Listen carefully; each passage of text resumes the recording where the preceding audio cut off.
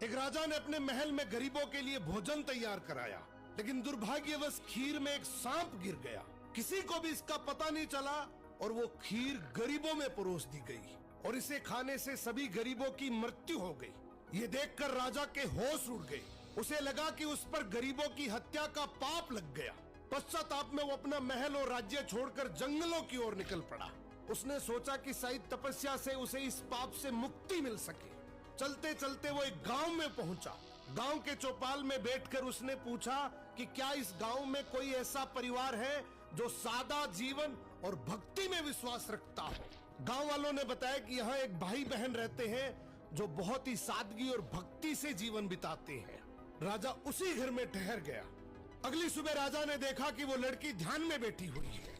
आमतौर पर वो जल्दी उठकर घर का काम और नाश्ता बना लेती थी, लेकिन उस दिन वो काफी देर तक ध्यान में लीन रही। जब वो ध्यान से उठी तो उसके भाई ने कहा, बहन आज तुम देर से उठी हो, घर पर एक मुसाफिर ठहरा है, नाश्ता कराकर उसे जल्दी भेजना था।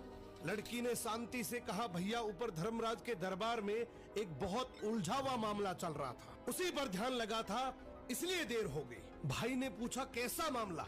लड़की बोली, एक राजा ने गरीबों के लिए भोजन बनवाया था, लेकिन दुर्भाग्यवश खीर में सांप गिर गया और वही खीर खाने से सभी गरीबों की मृत्यु हो गई।